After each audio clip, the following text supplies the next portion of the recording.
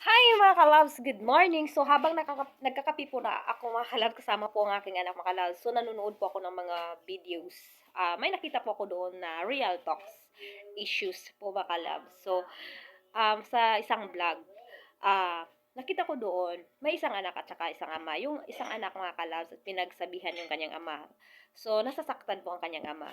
So, para po sa akin mga loves, para hindi po tayo pagsabihan ng ating mga anak, ipakita natin sa ating mga anak na good example po tayo sa kanila. Dahil po mga loves, sa sobrang sakit kapag galing po sa ating mga anak na pagsalitaan po tayo.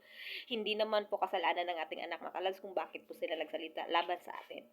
So, bilang tayo po yung matanda at magulang, kailangan natin ipakita sa kanila na hindi tayo masamang tao. Nagkakasala tayo, hindi tayo perfecto, pero hindi tayo masamang tao, di ba mga ka-loves? So, sa mga anak naman, kailangan natin irespeto ang ating mga magulang. Huwag natin isupubliko yung mga problema, mga kalabs. Diba, mga kalabs? Dahil po nasasaktan din natin mga magulang. Respeto din natin ang ating mga magulang bilang tao. Kahit ano pa mga lapses nila, yung mga kasalanan nila, magulang pa rin natin sila.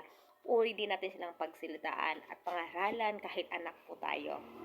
Pero sa mga magulang naman kung hindi naman marunong tumanggap ng ganyan, kailangan natin ipakita sa ating mga anak na good example po tayo sa kanila. Dahil po mga kalabs, yung mga anak natin, tayo ang salamin. Di ba po mga kalabs?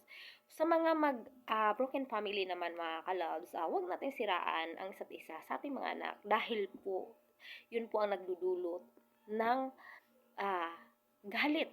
Tayo po ang nagturo sa ating mga anak na maging masamang tao sila po mga kalabs. Yan lang po mga kalabs. Thank you for watching.